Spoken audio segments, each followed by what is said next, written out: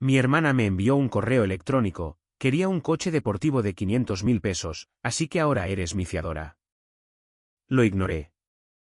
Luego, mis padres me contactaron diciendo, si te niegas, no te reconoceremos como familia. Yo respondí, no hay problema, pero estoy segura de que hay una cosa que están olvidando. Si te niegas, ya no te consideraremos parte de esta familia. Cortaremos todos los lazos contigo. Este mensaje de mi madre apareció en la pantalla de mi teléfono, frío y absoluto, como un ultimátum final. Unos minutos más tarde, mi padre hizo lo mismo. Apoya el sueño de Madison. Esa es tu responsabilidad, ¿no es así? Fue un acto de coordinación impecable, como un equipo de estafadores experimentados. Pero todavía no se habían dado cuenta de que la persona a la que intentaban amenazar ya no era la misma que solían conocer. Todo el incidente había comenzado unos minutos antes con un mensaje de texto enviado por mi alegre y emocionada hermana menor, Madison. Y venía con una foto adjunta. Era la foto de un coche deportivo rojo brillante valorado en 300.000 pesos, reluciendo en una sala de exposición. Ella hacía la señal de la paz mientras estaba de pie junto a él, como si acabara de conquistar el mundo entero. Lo logré. Mi sueño se está haciendo realidad. Luego vino la siguiente oración, una que hizo que se me helara el estómago. Ya firmé el contrato. Les dije que serías mi fiadora y la aprobación previa fue aceptada. Firmé todas mis partes, así que lo único que falta es tu firma. Le dije al concesionario que estabas de acuerdo, así que probablemente te llamarán pronto para confirmar. Sin discusión previa, sin permiso, nada. Esa es su forma de ser. Se lanza de cabeza a una piscina de deseos imprudentes con nuestros padres animándola, y a mí me toca limpiar el desastre financiero. Durante años, fui la red de seguridad de la familia, su banco personal y la solucionadora de problemas definitiva. Sin embargo, mientras miraba la pantalla, mi corazón estaba extrañamente en calma. La ira y la tristeza se habían consumido hacía mucho tiempo, dejando atrás solo una certeza fría y sólida. Sentada en el sofá de cuero, podía sentir cómo la tranquilidad de mi hogar contrastaba fuertemente con el caos que ellos intentaban crear. Lentamente comencé a escribir mi respuesta. No me importa ser tu fiadora, Madison, pero estoy segura de que hay una cosa que has olvidado. Presioné enviar. El mensaje fue marcado como leído casi al instante, pero no hubo respuesta. Probablemente estaban atónitos por mi inesperada compostura. Habían olvidado un hecho crucial. Para solicitar un préstamo, se necesitan bienes, y ellos ya no tenían ni uno solo para ofrecer. La casa en la que vivían, el coche que conducía mi padre, todos los derechos legales sobre esas cosas pertenecían firmemente a mi nombre. Sí, el espectáculo apenas había comenzado. Mi nombre es Hallie, tengo 38 años. Trabajo como analista financiera. Construí mi riqueza con mis propias manos, pago cada factura antes de la fecha de vencimiento y vivo en completa independencia financiera. Mientras tanto, mi hermana menor, Madison, ya tenía 32 años, pero nunca mantuvo un trabajo estable, siempre rogándoles a nuestros padres por dinero bajo la excusa de que iba a ser una influenciadora, solo para perder el interés en unos pocos meses y perseguir su siguiente sueño. Y luego estaban nuestros padres. Siempre habían consentido a Madison hasta un grado absurdo. Y ese favoritismo ciego había distorsionado fatalmente el sentido del dinero de toda la familia. ¿Cómo podían hacerme exigencias tan audaces? La causa principal se remontaba a hace 10 años. Mi padre había solicitado un préstamo con garantía hipotecaria de 500.000 pesos utilizando nuestra casa como aval para invertir en un negocio de importación mal planeado. Fracasó de manera espectacular. Ese fue el comienzo. En el momento en que pisé el pantano sin fondo de los problemas financieros de mi familia, cuando el banco envió un aviso de ejecución hipotecaria, vacié todos los ahorros que había acumulado desde que comencé mi carrera y pagué su enorme deuda. Al principio, me impulsaba puramente el deseo de salvar a mi familia. Creía ingenuamente que una vez que vieran lo graves que se habían vuelto las cosas, despertarían y reconstruirían sus vidas. Pero esa esperanza se hizo añicos casi de inmediato. A pesar de perder la mayor parte de sus bienes, su estilo de vida no cambió en absoluto. En todo caso, tal vez por culpa de su fracaso, mis padres comenzaron a consentir a Madison aún más. Su frase favorita era, no queremos que ella sufra. Cuando Madison dijo, quiero administrar mi propia tienda de moda, le entregaron lo poco que les quedaba. Incluso cuando ese dinero se desvaneció en bolsos de lujo, no dijeron nada. Con el tiempo, se convirtieron en un completo agujero negro financiero, y llenar ese agujero de alguna manera se convirtió en mi papel. Cualquier palabra de gratitud por mi primer rescate desapareció rápidamente, reemplazada por la creencia tácita de que mi apoyo era su derecho. Las facturas médicas de mis padres, las reparaciones de la casa, todo tipo de gastos llegaban a mí como si fuera perfectamente natural. Si me negaba, mi madre lloraba, mi padre gritaba y Madison publicaba en las redes sociales llamándome una persona fría y sin corazón. Cedí a ese chantaje emocional y seguí pagando. Pero a partir de ese momento, la desconfianza hacia ellos comenzó a crecer dentro de mí. De manera silenciosa pero constante. Un día, me di cuenta de algo. Lo que les estaba dando no era dinero. Les estaba dando un periodo de gracia para seguir siendo irresponsables. Si las cosas continuaban de esta manera, nos hundiríamos todos juntos. Tenía que actuar, no para protegerlos, sino para protegerme a mí misma. A partir de ese día, comencé a consultar a un abogado y empecé a organizar legalmente sus bienes. Y a cambio de asumir la deuda, hice que mi padre firmara los siguientes documentos: pagaré, escritura de fideicomiso y escritura de renuncia. Simplemente se sintieron aliviados de que su deuda inmediata hubiera desaparecido, y firmaron todo lo que puse ante ellos sin pensarlo dos veces. Nunca consideraron verdaderamente lo que significaban esos papeles. Era obvio que no entendían las implicaciones. Para ellos, era solo otro procedimiento temporal para solucionar otro problema financiero. Pero a partir de ese momento, yo era, a los ojos de la ley, la propietaria de la casa. Ese descuido resultó extremadamente útil para llevar a cabo mi plan sin problemas. En la noche en que se finalizó la transferencia de título, llamé a mis padres. Cuando les dije, a partir de ahora, administraré todos los pagos de deudas directamente, mi padre sonó aliviado. Oh, eso es de gran ayuda, dijo felizmente. No tenía ni idea de que la propiedad de su casa me pertenecía legalmente a partir de ese momento. Para mí, esa fue la primera red de seguridad. Era la capa mínima de protección, asegurando que no pudieran deshacerse imprudentemente de sus bienes si las cosas salían mal. Madison fue aún más indiferente. No le importaba en absoluto la situación financiera de nuestros padres. Solo pensaba en satisfacer sus propios deseos. Incluso si escuchaba que yo había terminado teniendo los derechos de la casa, probablemente solo se encogería de hombros y diría, ¿y eso, qué tiene que ver conmigo? En su mundo, el dinero simplemente aparece de alguna parte y asume vagamente que yo soy quien controla el grifo. Esta relación desequilibrada ha durado años. Yo gano, ellos gastan. Yo planifico, ellos viven descuidadamente de los resultados. Siempre que intento establecer límites, los derriban con argumentos emocionales como, ¿por qué eres tan fría con tu propia familia? Necesitaba destruir esta estructura distorsionada por completo. Es por eso que el reciente incidente del coche deportivo fue la oportunidad perfecta para mí. Pero, ¿por qué había perdido toda la fe en ellos para empezar?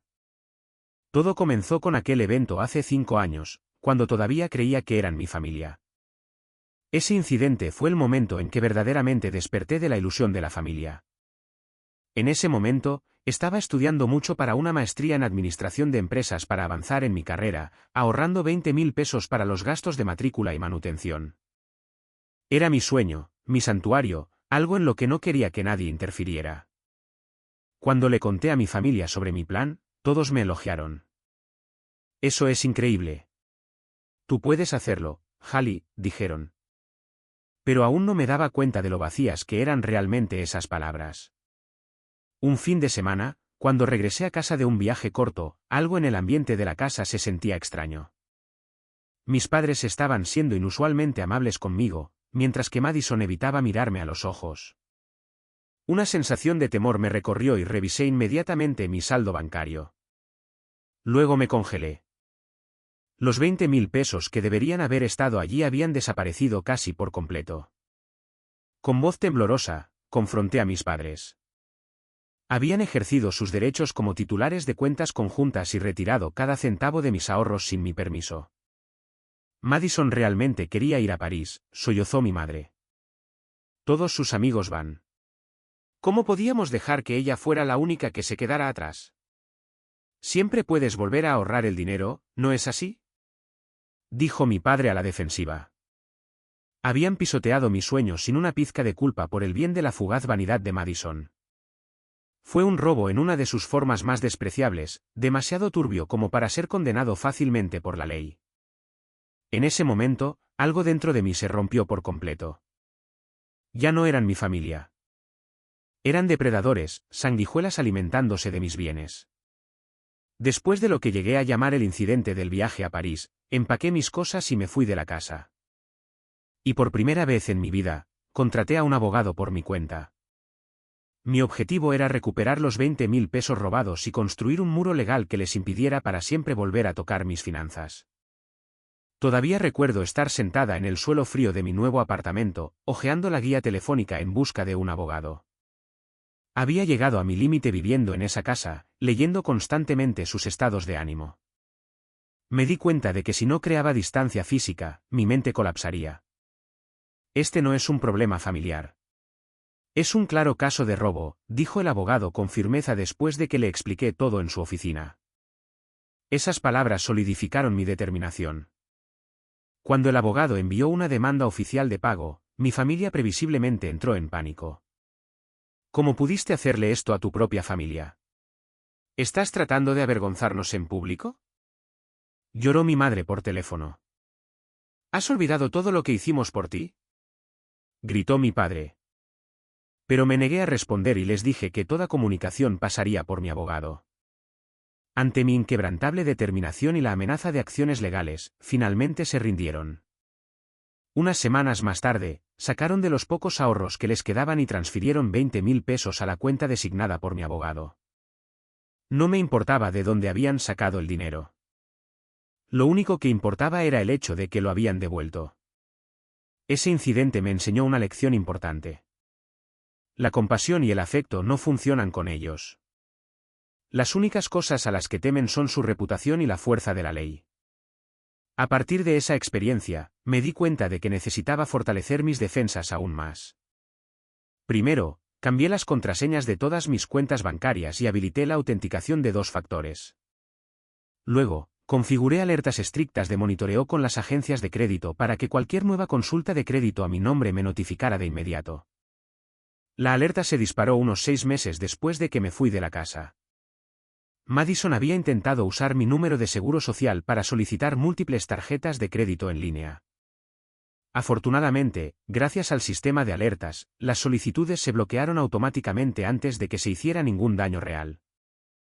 Cuando la confronté con las pruebas, correos electrónicos que mostraban el intento de fraude, ella dijo, como si fuera la cosa más natural del mundo, pero tu puntaje de crédito es excelente. Podrían aprobarte cualquier cosa. Solo iba a pedir prestado un poco. En ese momento, lo supe con certeza. No tenía ningún concepto de culpa. Tenía suficiente evidencia en mis manos para denunciarla a la policía por robo de identidad, y lo consideré seriamente. Pero me detuve en el último segundo. No por lástima. Fue una decisión fría y calculada para evitar las complicaciones interminables que vendrían de enviar a mi propia hermana a prisión. Así que decidí darles una última oportunidad como familia. Pero no se trataba de redención. Era una advertencia final. Para asegurarme de que nunca más volvería a ser víctima de ellos. La condición era simple. Construir un muro completo que les impidiera volver a acceder a mi información personal, crédito o bienes. Las medias tintas no funcionarían para cortar esta conexión. La única solución era poner cada aspecto de su vida financiera bajo mi control. Así que comencé a guiarlos cuidadosa y deliberadamente para que me transfirieran todos los derechos legales de sus bienes a cambio de que yo asumiera sus deudas.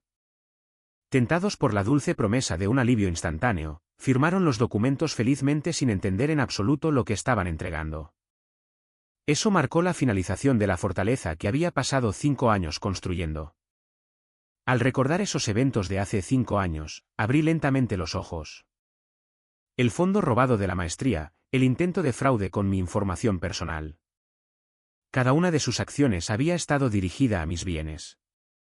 Es por eso que construí una fortaleza legal, para proteger lo que era mío.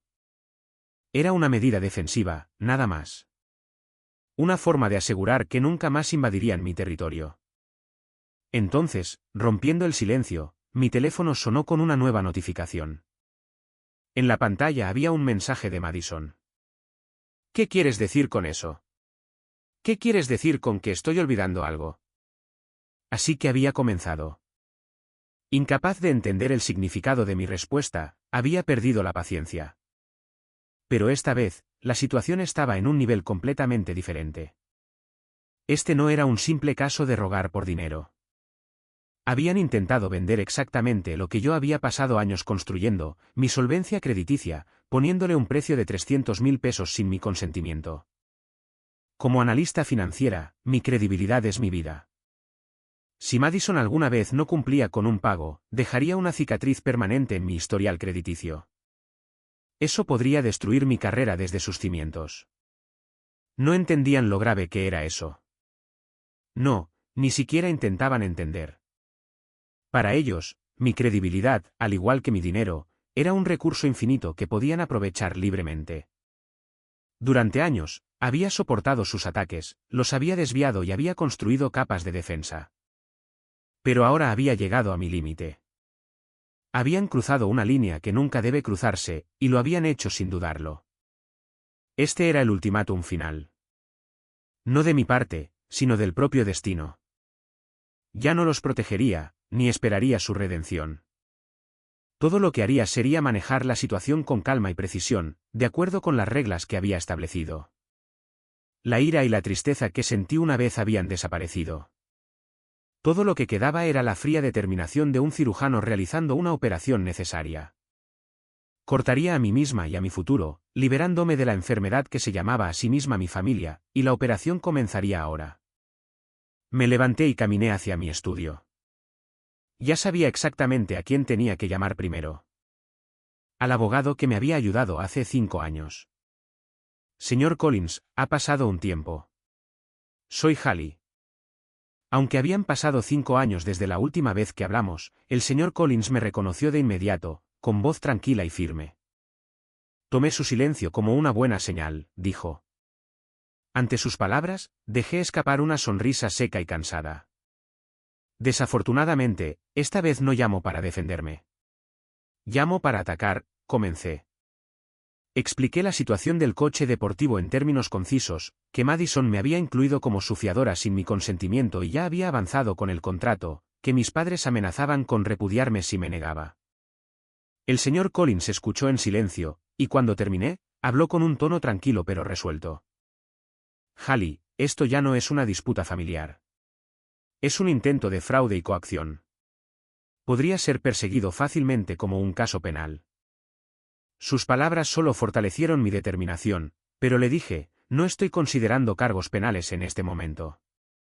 Lo que quiero es una separación completa de ellos, financiera, social y permanentemente. El señor Collins entendió de inmediato. Veo que tiene la intención de ejercer cada derecho legal que tiene en su máxima extensión. En ese caso, el curso de acción es claro. Comenzamos a discutir los pasos específicos. Primero, enviaríamos una carta certificada al concesionario de automóviles, declarando formalmente que no tenía intención de convertirme en fiadora, invalidando así el contrato. Luego, reafirmaríamos que yo tenía la propiedad total de la casa de mis padres y tomaríamos medidas legales para asegurar que nunca más pudieran usar ese bien como aval para una nueva deuda. Finalmente, emitiríamos un aviso por escrito a Madison y a mis padres, terminando oficialmente todo apoyo financiero y dándoles instrucciones de contactar al señor Collins directamente para cualquier comunicación futura. Para cuando colgamos, mi mente estaba muy clara. No había lugar para la emoción. Esto eran negocios. Una reestructuración fría de la empresa de mi vida, protegiéndola de deudas incobrables. A la mañana siguiente, me tomé un día libre en el trabajo. Mi primera parada fue la oficina del señor Collins. Juntos, finalizamos 3 documentos, uno dirigido al concesionario, otro a Madison y otro a mis padres.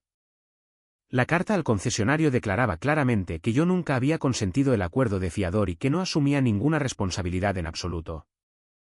Los avisos a Madison y a mis padres incluían una lista detallada de todo el apoyo financiero previo que había brindado, declarando formalmente que, a partir de ese día, toda asistencia terminaba permanentemente y que cualquier correspondencia futura debía pasar por el señor Collins. En la parte inferior de cada documento, nuestras firmas estaban una al lado de la otra. Al salir del despacho de abogados, me dirigí directamente a la oficina de correos. Allí, envié los 3 documentos por correo certificado, cada uno con una solicitud de acuse de recibo adjunta. Es un sistema que requiere la firma del destinatario al momento de la entrega. Y ese recibo firmado se me envía de vuelta por correo como prueba legal de entrega. Si bien no verifica el contenido de las cartas en sí, establece de manera indiscutible quién recibió los documentos y cuándo. En los Estados Unidos, es la forma más confiable de proporcionar una notificación legal formal. Con eso, se había hecho el primer movimiento legal. Tomaría alrededor de 1 o 2 días para que las cartas llegaran a sus manos.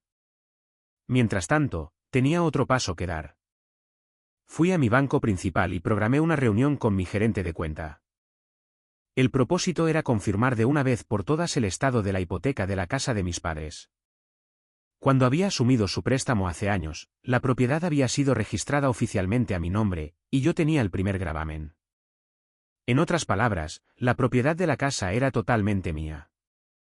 El representante del banco verificó todo en el sistema y dijo con firmeza: sí, señorita Halley.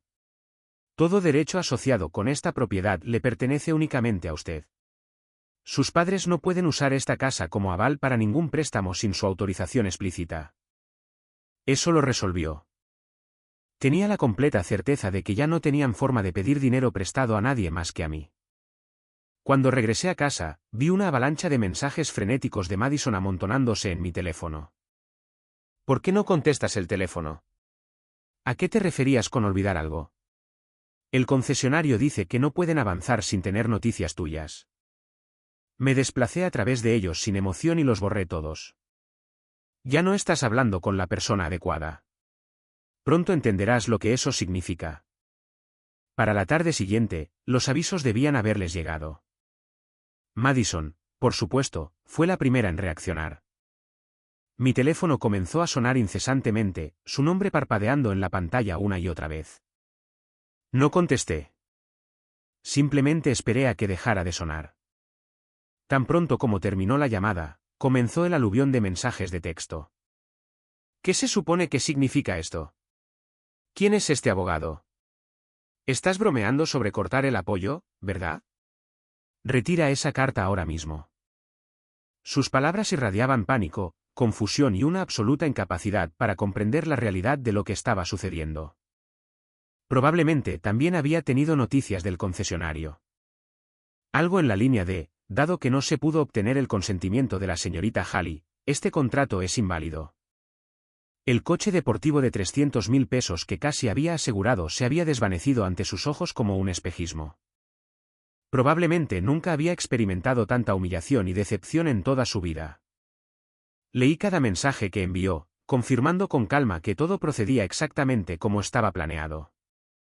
Luego, dándome cuenta de que no había nada más que ganar de ella, bloqueé silenciosamente su número por completo.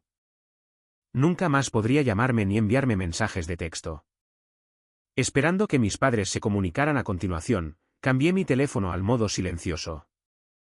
Efectivamente, después de un tiempo, el nombre de mi madre apareció suavemente en la pantalla. Simplemente observé hasta que el timbre se detuvo y la llamada se fue al buzón de voz. Unos minutos más tarde, apareció una notificación. Había dejado un mensaje. Cuando lo reproduje, escuché su voz temblorosa a través de las lágrimas. Halley, por favor, contesta el teléfono. Madison ha estado llorando y gritando. Está completamente histérica. ¿Qué pasó? Esa carta no puede ser realmente lo que sientes, ¿o sí? Ella todavía no entendía. Para ella, esto no era más que una extensión de una pequeña pelea entre hermanas. No tenía idea de lo profundo que realmente era este problema. Finalmente, llamó mi padre. Como antes, no contesté y dejé que se fuera al buzón de voz. Su voz, cuando llegó el mensaje, temblaba de ira. Hallie, ¿estás intentando destruir a esta familia? Despide a ese abogado tuyo y arregla esto ahora mismo. ¿Es una orden? Su tono de autoridad no había cambiado en absoluto desde antes de que me fuera de casa, pero todavía no sabía que sus palabras ya no tenían ningún poder sobre mí. Me quedé allí sentada en silencio, mirando los mensajes y las llamadas perdidas. Todavía no habían enfrentado el miedo real. No se habían dado cuenta de que el suelo debajo de ellos no era más que un castillo construido sobre arena. Ya podía predecir su próximo movimiento. Correrían al banco para verificar su estado financiero. Y ahí sería cuando finalmente aprenderían lo que realmente significaban los documentos que habían firmado. Ahí es donde comenzaría la verdadera desesperación. Al día siguiente, recibí una llamada del señor Collins. Tal como se esperaba, Hallie, dijo, con una leve nota de emoción en su voz. Tus padres se presentaron en el banco a primera hora de esta mañana. Querían verificar la propiedad de la casa y preguntaron si podía ser transferida de nuevo a sus nombres. Naturalmente, el banco les dijo que no de manera educada pero firme. Podía imaginar la escena perfectamente. En el mostrador bajo del banco, mis padres debieron ponerse pálidos al enfrentarse al hecho de que ya no eran los dueños de su casa. La casa en la que habían vivido durante décadas ya no era suya. Por primera vez, debieron haber sentido verdaderamente el peso insoportable de esa realidad. El señor Collins continuó, y en cuanto a Madison, ha sido contactada por el concesionario de automóviles con respecto a un posible fraude. Le advirtieron sobre las consecuencias legales, y está claramente conmocionada. Parece que incluso consideró falsificar tu firma. El concesionario no quiere tener nada más que ver con ella. Su sueño de 300.000 pesos se había convertido en una pesadilla. Una pesadilla de su propia creación. Esa noche, finalmente se presentaron en mi apartamento. A través de la cámara del intercomunicador, vi a mis padres, exhaustos y pálidos, y a Madison, con el rostro retorcido de rabia. No contesté. Comenzaron a golpear la puerta, gritando mi nombre. Hallie, por favor, solo escúchanos. Eres muy cruel. Nunca te perdonaré. Por favor, no nos quites la casa. Sus voces se escuchaban apagadas a través de la gruesa puerta. Simplemente escuché en silencio. Sin lágrimas, sin ira. Esta era la consecuencia inevitable de sus años de irresponsabilidad.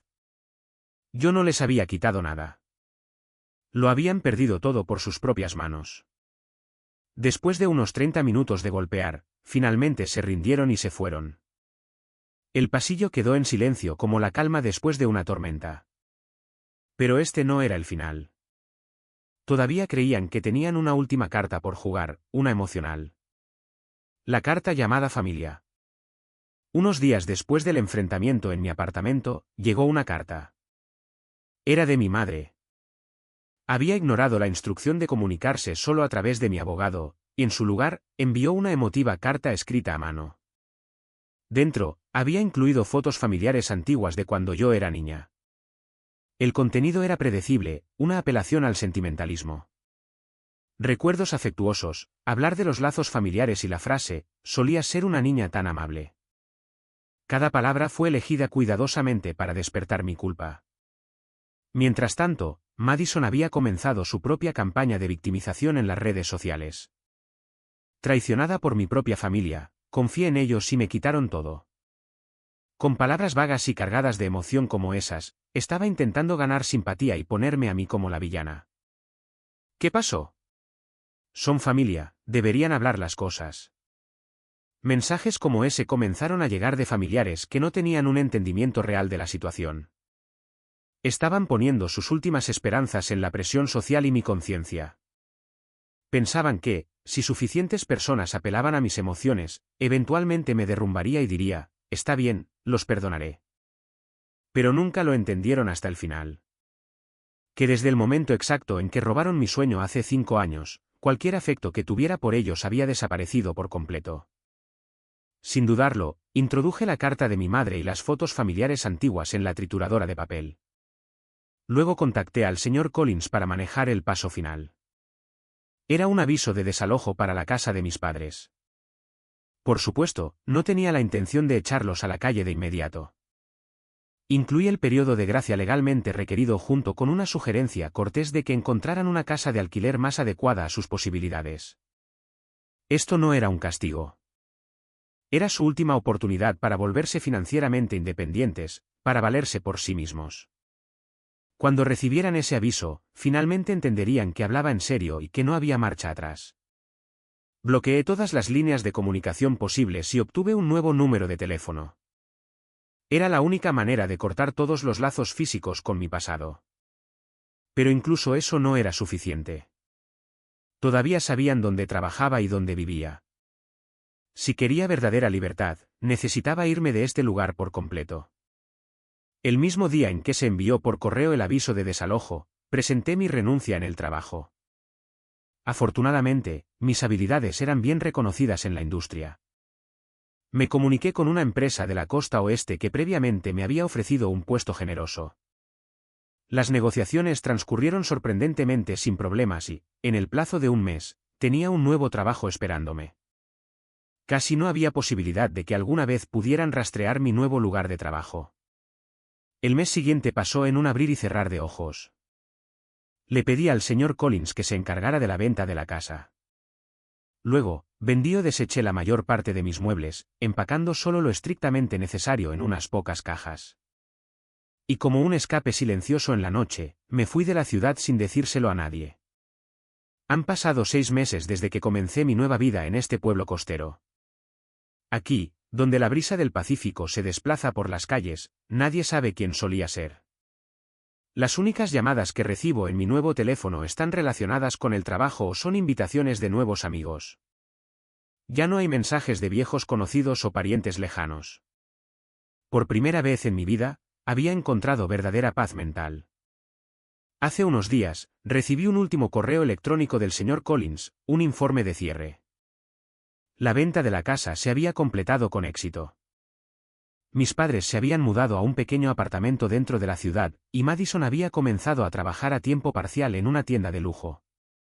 Sus vidas seguramente no son fáciles, pero al fin, han llegado a la línea de salida más básica, el punto donde son responsables de sostener sus propias vidas. Incluso mientras leía el informe, no sentí nada. Ni odio, ni lástima, ni culpa. Solo un distanciamiento lejano, como si estuviera leyendo sobre extraños en un país extranjero. Mi vida me pertenece a mí. Esta libertad y esta paz, esta es la recompensa por la que luché todos estos años para finalmente reclamar.